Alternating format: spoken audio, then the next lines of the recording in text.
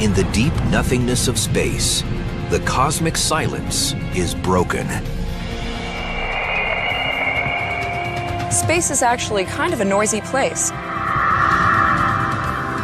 Galaxies, stars, planets, and moons sing out with strange and alien music. They sound a little bit like an alien fax. Now, the Cosmic Playlist in a top 10 countdown. The greatest hits of the universe in a symphony of alien sounds.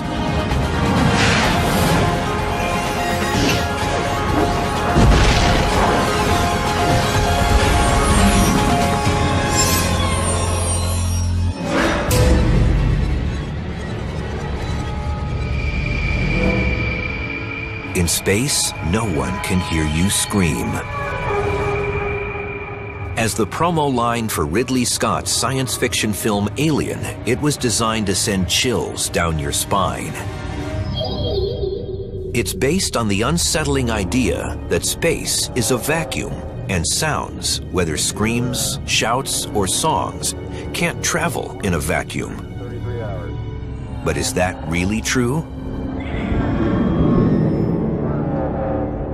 Well, it's kind of narrow to think that in space you can't hear anyone scream, because in fact, here on Earth, there are lots of sounds we can't hear. They're either too high a pitch or too low a pitch. Moreover, space isn't completely empty. And then finally, what's the definition of space? If I'm an astronaut on the surface of Mars and I have a spacesuit on, am I in space or am I not? Well, I would think I am. Okay, let's try right over here. Back on Earth, Bruce Betts of the Planetary Society in Pasadena, California, has given a lot of thought to Mars and the subject of sound. He's programmed his computer with what he calls the Marsinator to demonstrate what his voice would sound like in the cold carbon dioxide atmosphere of Mars, without those spacesuits.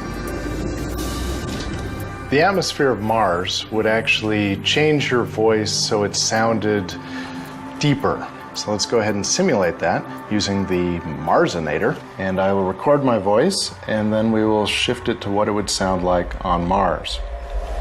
This is what I'd sound like on Mars, although I'd be wishing I had some oxygen to breathe. Then I go ahead and process it, put it through the Marsinator, and then we play it back and see what it sounds like. This is how I would sound on Mars, although I'd be wishing I had some oxygen to breathe. Of course, if humans ever do make it to Mars, we will not hear their voices through the atmosphere. Instead, we'll get them via radio waves, the way many of our most important sounds already reach us. Yes. We're familiar with thinking of sound as something that comes through the air to us, just like we hear each other when we're talking. But in fact, a lot of the sounds that we hear are transmitted through electromagnetic signals. For example, your television actually transmits a television signal into sound that you can hear. Who's our first contestant tonight? Sound in the cosmos will never reach us directly across empty space. So radio, light, or other electromagnetic waves are the inevitable carriers, bringing us a universe we can hear in all its variety. Space is actually kind of a noisy place. It has many, many sources of noise that we are able to detect with special radio telescopes, for example. These alien sounds make up an incredible collection, the ultimate playlist. We've polled our expert panel of scientists, astronomers, and physicists to rank the top 10. The greatest sounds from the expanse of space, ending with a number 1 that will surprise us all. And now, the countdown starts.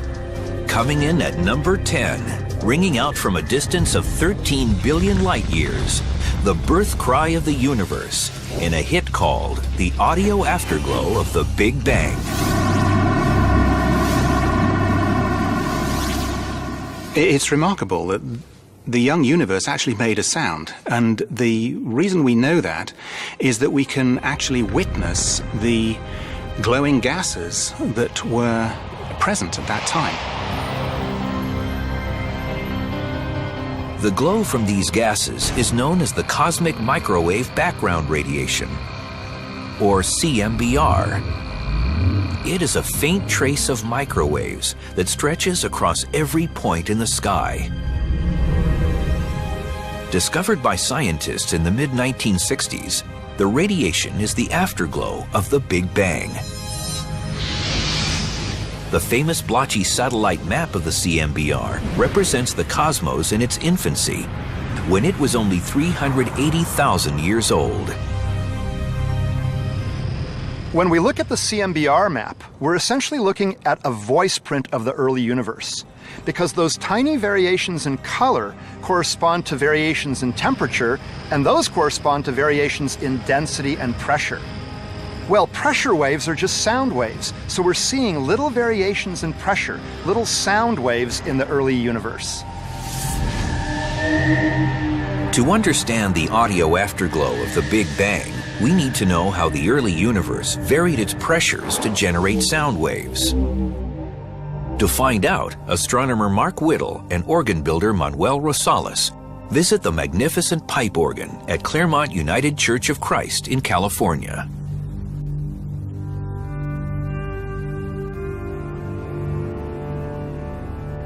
In a way, the 4,000 pipes in this organ are comparable to the voice of the early universe.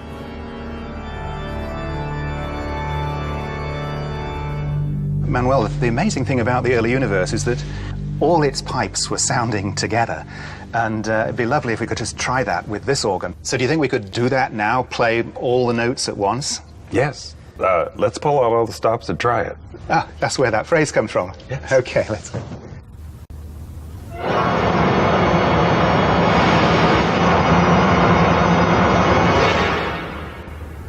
Very powerful, but really hissy, white noise kind of sound. But an even more remarkable thing about the primordial sound is that, in fact, a few particular tones were present and were stronger at any given time.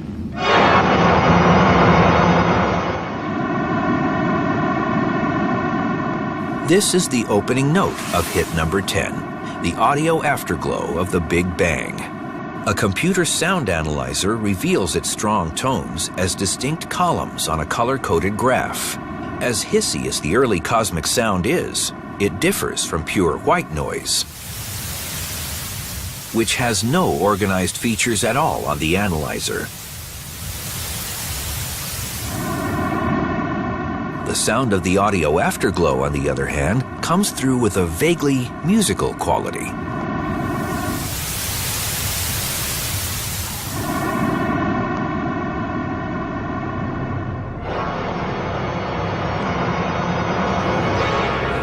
The pipes of this or any organ are made of wood and metal, but the pipes of the early universe were pits of dark matter, the mysterious substance whose existence is known only from its gravity. What drives the sound waves is gravity. So, for example, if there's a region of slightly higher density of dark matter, there's a gravitational force pulling in. Gas that's surrounding this region feels that pull and it falls in. But it's gas, so it also, as it falls in, it compresses. That compression acts like a spring, and so it pushes the gas back out. But then it overshoots until it falls back in again. And this is how the motion of the gas falls in, bounces out, falls in, bounces out. So we have an oscillating pressure wave, a sound wave. The cosmic background radiation, as important as it is just a still picture. Its imprint of sound has the effect of no more than one noisy, barely musical note. And even hearing that is a struggle. The pipe organ helps show us why. The sounds of the universe are way too low for us to hear. In fact, what's the lowest note that this organ plays? It is a pipe 32 feet long, and it can only be played with one's foot. Yeah, that's pretty deep. 32 feet were nothing compared to the cosmic organ pipes. They were between 20,000 and 400,000 light years across. Sorry, we don't have any pipes quite that long. No. The deep sound of the early universe is so low, we can hear it only after a massive shift upward.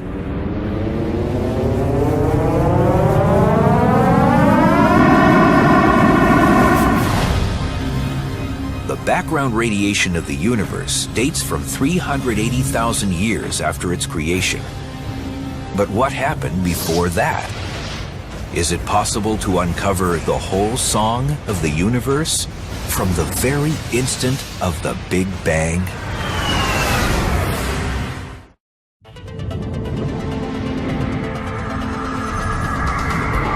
The cosmos is filled with a symphony of alien sounds, and we're counting down the top 10 of the universe's greatest hits. Number 10 on the playlist sings out with the earliest tones of the universe, from the audio afterglow of the Big Bang.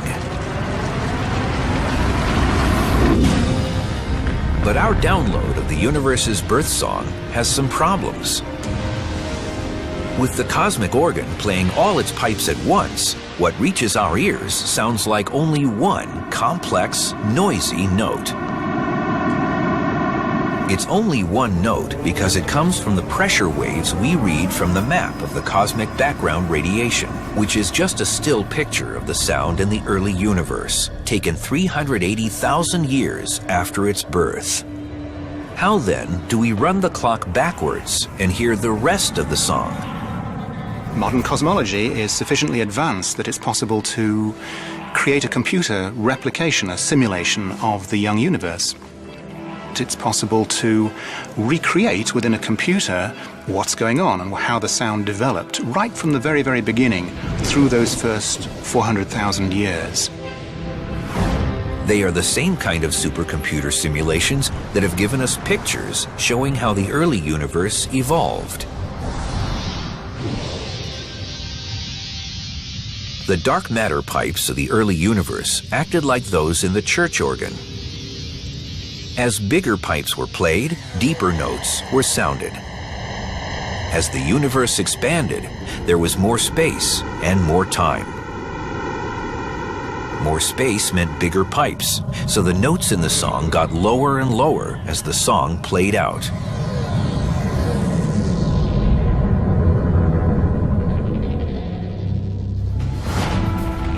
Put it all together, and the first 400,000 years of the universe can be condensed down to just 10 seconds. A haunting primal scream.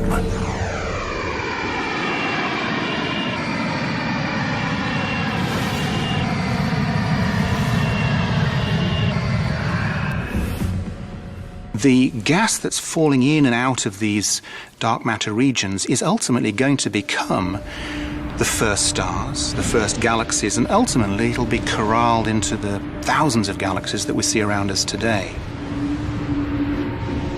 So, while it's been amusing, really, and playful to reproduce these sounds for us to listen to, in the big picture, they play an enormously important role in crafting the structure of the universe that's going to unfold, and the universe that we find ourselves in today.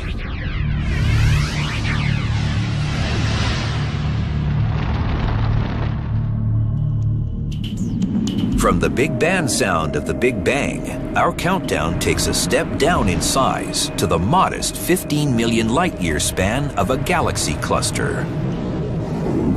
Coming in at number 9 on our list of the universe's top 10 hits is The Deep Tone of Perseus.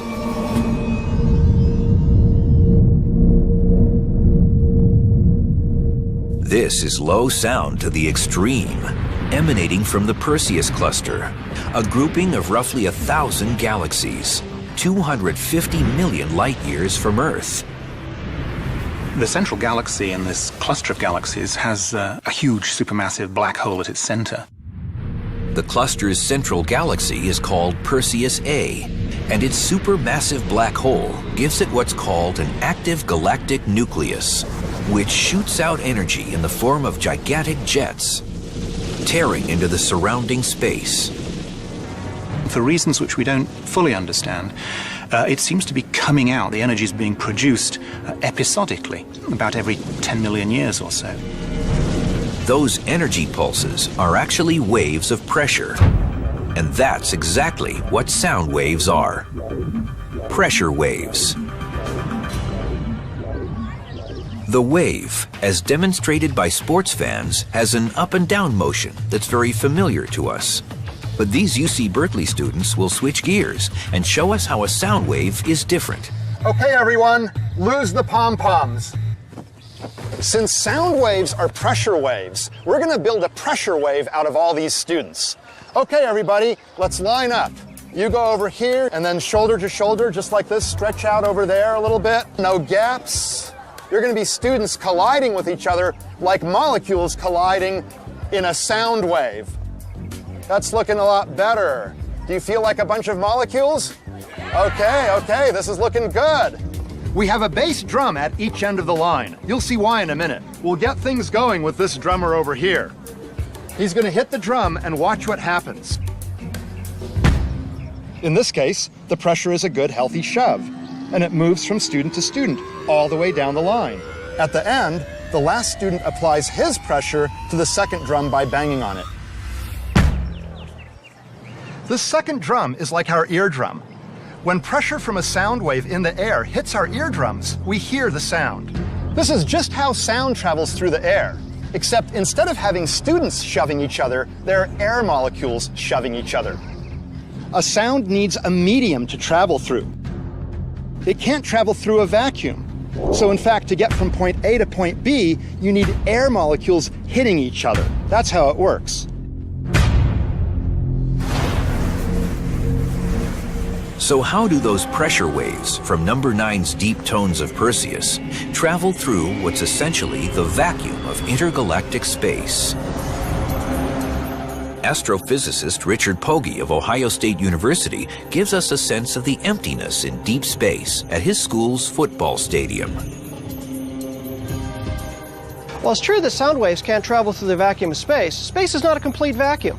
I'm here in Ohio Stadium, home of the Buckeyes. It's very empty today. I'm the only one here, and can't think of a better place to illustrate the vacuum of space. The empty stadium can be a stand-in for the vacuum of space if we compare it with what it looks like on game day. With more than 102,000 people in its seats, Ohio Stadium would be like the atmosphere on Earth, jam-packed with air molecules. So how much do we have to clear out this stadium to equal the vacuum of space? Believe it or not, you have to clear out everybody, including me, and then even I'm too much. No more than a single cell from Pogge's body could remain in Ohio Stadium to come close to the vacuum of deep space.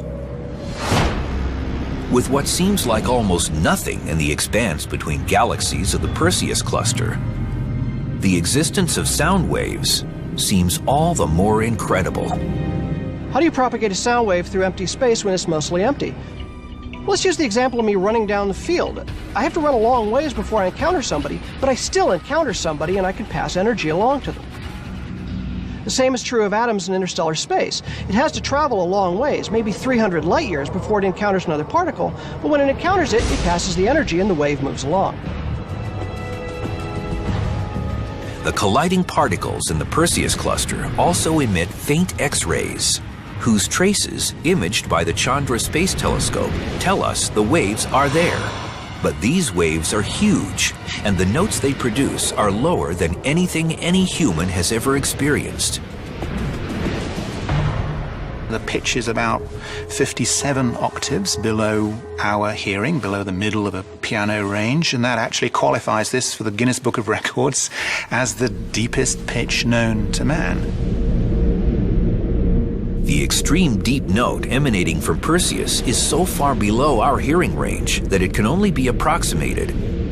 It's been said the galaxy cluster is playing an awesomely low B-flat, and scientists calculate it'll be playing constantly for 2.5 billion years. Number 9's Deep Tone of Perseus drones on as the countdown advances. A secret number 1 waits at the end of the line, but first, a strange high-pitched squeal hints at what comes in at number 8. Sounds from space and their link to signals from extraterrestrials.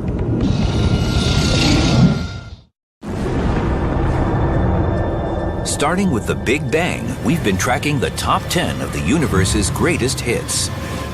The best of the alien sounds from space. Jumping to number 8 on the countdown, we find a sudden wide variety of different sounds. Clicks, whines, and screeches, all coming from strange stars singing out from everywhere we look in the galaxy. They're cosmic squeals with a rhythm section in the beat of the pulsars. Every pulsar has a different sound, but they are all related because they're repeating blips, beating out regular rhythms. The different sounds come from beats sounding out at different speeds. The first pulsars to be detected emitted radio waves so regular that astronomers first thought they were signals from aliens. But the truth about them was quickly discovered. A pulsar is a rapidly rotating neutron star. That's a very dense star, and it's got 2 beams of radiation coming out the poles. As those beams rotate and intersect our line of sight, we see a series of pulses. We can think of pulsars being associated with sound because they were first discovered with radio telescopes. There was a series of beeps that radio telescopes detected. For a slowly rotating pulsar, you might have a series of beats like a metronome. Beep, beep, beep, beep.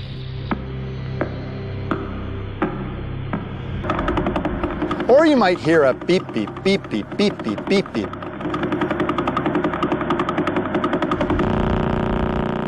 Now, for a rapidly rotating pulsar, the beeps blur together, so you get like that.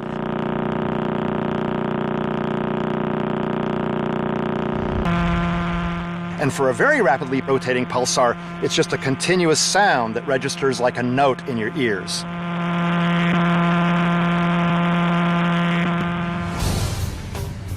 Pulsars form from the collapse of very massive stars after they explode as supernovas.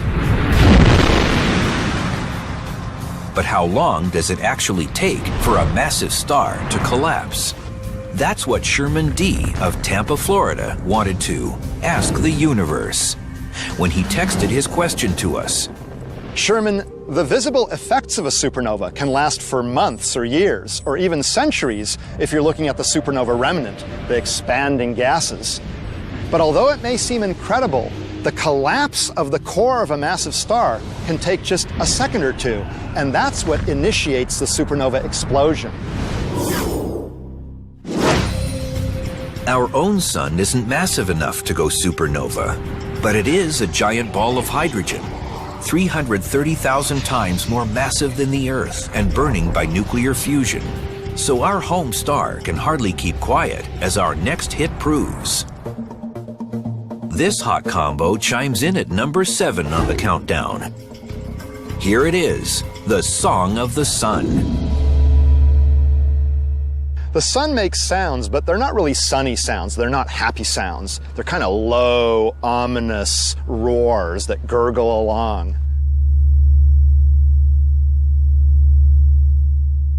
The sun makes sounds because there are a bunch of gases going up and down through a process called convection. So they're sending pressure waves through the ball of gas that is the sun, and it kind of rings like a bell. Unlike a bell, the sun rings with 10 million different tones at once. We detect them from the tiny bulges from the pressure waves on the sun's surface.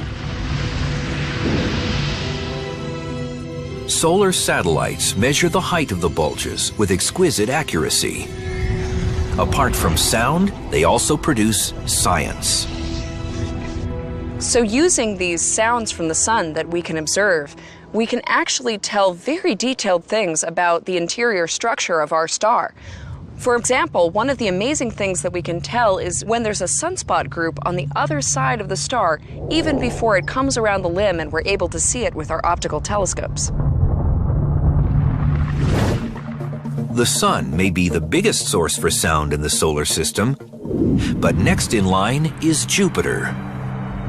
So coming in at number 6 in the top 10 is a medley of strange electronic jazz from Jupiter.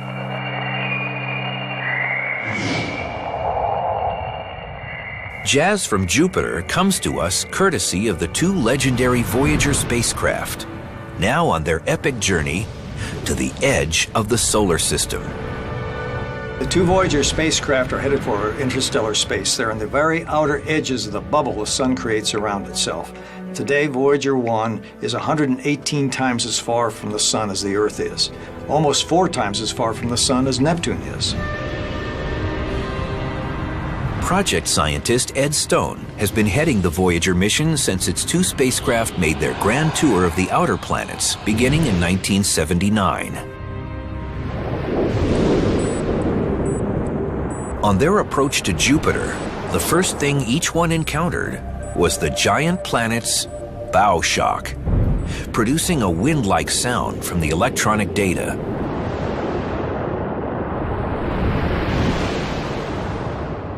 There's a wind blowing outward from the sun at about 1,000,000 miles per hour. It is supersonic. As that wind approaches contact with a magnetic field around, say, Jupiter, it has to go subsonic. There is a sonic shock which forms in front of the magnetic field of Jupiter. That's called the bow shock. It's very much like a sonic shock in front of a supersonic aircraft. More intriguing than the bow shock is the Jovian chorus, sounding something like the chorus of birds chirping at dawn.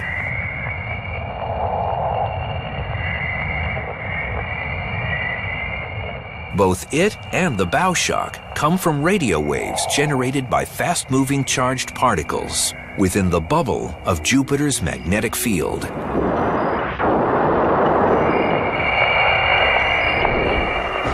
Now, the scramble toward the mysterious number 1 in the top 10 swings to the moons of Jupiter and the rings of Saturn, where the noises from electric loops, glowing gases, and streams of wind vie for distinction as the spookiest sounds in the solar system.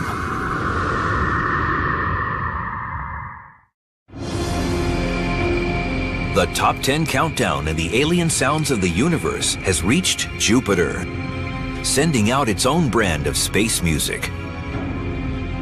But the next hit is no solo. Jupiter has a backup group. They're the Jovian moons circling the giant planet. And now they have their own album. It places at number 5 in the top 10, and the tune is called Moons Over Jupiter. The lead singer is the moon Ganymede, recorded by the Galileo spacecraft, arriving at Jupiter in late 1995. The sounds that Galileo sent back from Jupiter's moon Ganymede, by the way, the largest moon in the solar system, are very intriguing. They sound a little bit like an alien fax. In fact, when I played that sound clip in my office yesterday, people came around the corners to see what was going on, if I was receiving some alien transmission. As with Voyager, Galileo's sounds came from ionized gas, or plasma. Atoms in a plasma are split apart into negative electrons and positive atomic nuclei. In other words, charged particles. 2 slender antennas on the spacecraft's plasma wave instrument picked up the radio waves that the charged particles produced as they were set in motion by a magnetic field. These sounds that we hear from Ganymede are the evidence that Ganymede actually has a magnetic field. And you cannot find that information without using the plasma wave instrument, as we did on Galileo.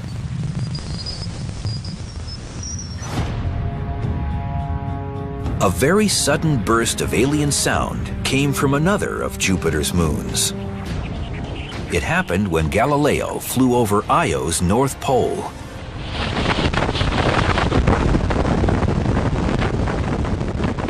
My favorite moon in the solar system is Jupiter's moon Io. It looks a lot like a pizza. This is the most volcanically active moon in the entire solar system, 10 or 100 times more volcanically active than the Earth. It literally spews tons of material into space every second, sulfur and oxygen atoms. These get ionized in Jupiter's magnetic field and actually connect back to Jupiter, to the north and south poles, making a donut. The donut is called the Io flux tube, and the charged particles carry a monster electric current between Jupiter and its volcanic moon. As Galileo flew through it, the sound ended as abruptly as it started.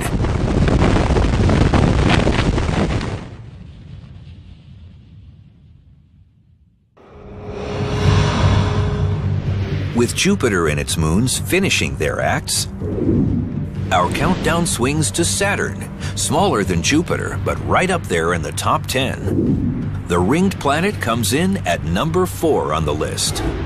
Listen up for the surreal sounds of Saturn. They come to us from the Cassini spacecraft, which has been delivering mind-blowing pictures and data since its arrival at the ringed planet in 2004. As on Voyager and Galileo, Cassini's plasma wave instrument is our proxy for human ears in space. The eerie and bizarre sounds we hear from Cassini's radio and plasma wave instrument make me think of Halloween. They're due to the aurora on Saturn, very similar to Earth's aurora. Your ears could never pick up these frequencies, but we move them into a range. And when we do, we were surprised to see how eerie and scary they actually were.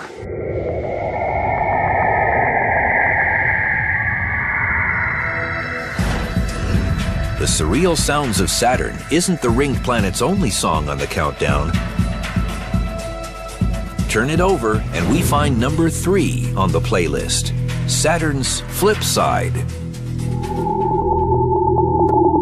Scientists call this hit a crossover. This crossover has nothing to do with mixing musical styles, but describes radio waves from Saturn's northern and southern hemispheres as they actually crisscross in frequency over a period of time. We saw something really strange in our radio data, in our plasma wave data, a couple of crossing frequencies that apparently suggested that the northern and southern hemispheres were rotating at different rates. That's very unfamiliar to us on a solid Earth, where the Earth rotates at one rate. It actually turns out we don't think Saturn's rotating at different rates. We think that high-altitude zonal winds are tricking us and making us think that there's different rotation in the northern and southern hemisphere, but it's probably not the case. Similar waves following the lines of Saturn's magnetic field revealed a surprise about the ringed planet. One of the most bizarre things that Cassini found was apparently the Saturn day was about 6 minutes longer than it was back in the days of Voyager, mere decades earlier. The determination of the length of Saturn's day is actually not possible by watching the clouds rotate around the planet. We have to use these radio emissions, the sounds of space, to see what the deep interior is doing. And that's where we found this mystery. It's virtually impossible to slow down a planet the size of Saturn that much in such a short time. So scientists now realize the radio emissions probably don't give an accurate picture. And by sophisticated mapping of Saturn's winds, they now have a better take on Saturn's day, which happens to be 10 hours, 34 minutes, and 13 seconds long. Now, we're closing in on the surface of Titan, Saturn's biggest moon, as it swings into the Alien Sounds countdown. Hit number 2 rings out as Totally Titan. And it opens with an otherworldly hiss from an actual microphone on the Huygens lander, separated from Cassini and parachuting through Titan's methane atmosphere nearly 1 billion miles away from Earth. If you're parachuting, you're going to hear That's exactly what we hear in these Huygens sounds. The sound was transmitted as the lander headed toward Titan's surface in 2005. The acoustic sensor on Huygens was essentially a microphone, but it only sampled every couple seconds. It would take a little sound, tiny sound bite, and then nothing, and then a tiny sound bite. It wasn't planned to turn that into sounds that the public could hear. But unlike the other sounds from Saturn, these were not converted from radio waves. They began as true sound waves in Titan's methane atmosphere. And the Planetary Society stepped in to convert the staccato sampling of the microphone into something audible to human ears. In the end, what you hear is mostly wind noise as the parachute's descending through the atmosphere, and then things get much quieter on the surface. It goes from to suddenly being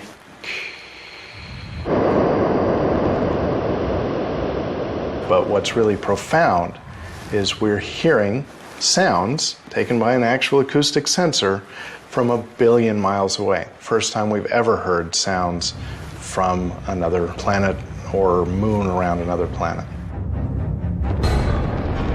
But the rushing wind wasn't the only sound coming from Huygens. As data streamed in from the lander on the way to Titan's surface, white-knuckled engineers in Mission Control held their breath, hoping the Intrepid spacecraft would make its landing safely. The final chapter in the story is told in an incredible music video guaranteed to keep you on the edge of your seat.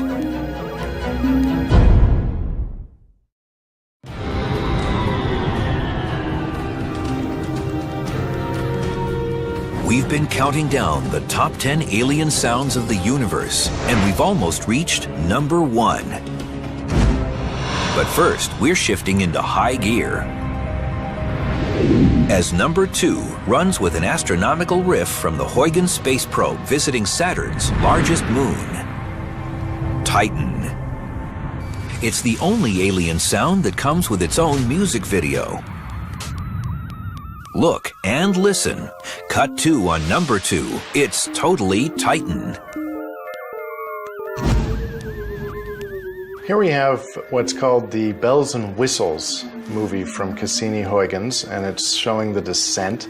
And it's a great example of using sound to convey all sorts of different kinds of data.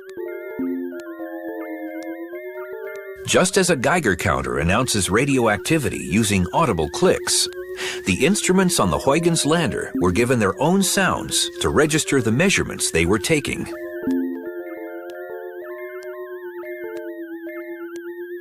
Those chimes you hear, each one of those means that an instrument was taking a picture or some other kind of data. Different instruments are a different chime.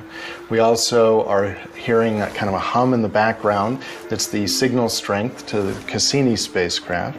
We've got a ticking that occurs that has to do with the spinning and rotation of the spacecraft. Every time it rotates once, they have the tick. Though it's just an assembly of pure scientific information, the video seems to preserve what must have been those last moments of high tension. When the scientists in Mission Control wondered, will the tiny spacecraft land safely, or will it crash? So here we go, and almost down. And then we're landed. Mission accomplished. With sound 1 billion miles away. Totally Titan has been a thrill at number 2 on the countdown. But now we spin the platter on the mysterious number 1. A song that comes from a place totally unlike anything else in the universe we've ever encountered. While some remind us of the strange signals from Jupiter and Saturn, there are also sounds in this song that are completely different from anything we've measured or detected anywhere else in the cosmos. Because number 1 on the countdown has sounds alien to the entire universe, except with a place where they originate. Number 1 in the universe's greatest hits resounds with echoes of a singular place. The echoes of Earth.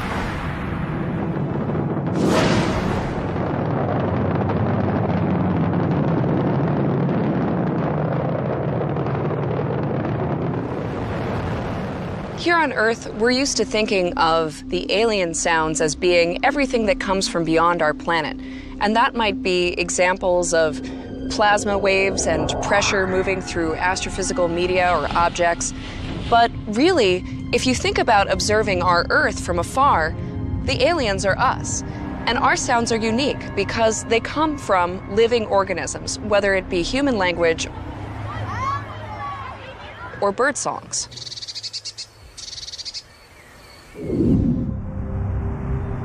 An alien probe exploring Earth space would certainly pick up the Jupiter or Saturn-like sounds of charged particles propelled by Earth's magnetic field.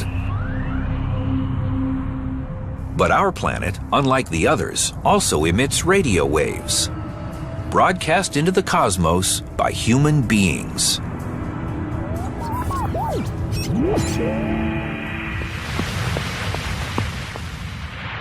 Good evening.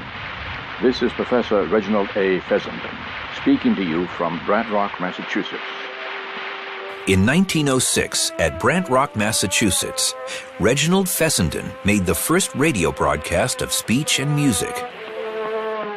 Fessenden was the inventor of AM radio, transmitting his first signals on Christmas Eve. It was picked up by sailors hundreds of miles out at sea, and has been traveling through space ever since.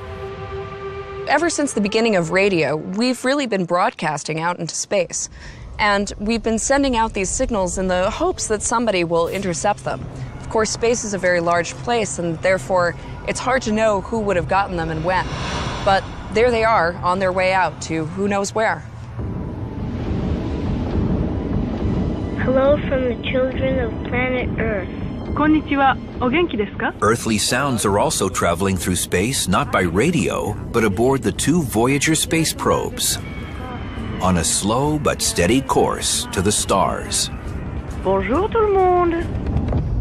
One of the examples of how important sound is to us here on Earth is that when we launched Voyager, we actually included a golden record of sounds from our Earth. And this was to represent not only human sound, but also sounds of the many creatures that live here on Earth with us. So it's really a sound fingerprint of life on our planet.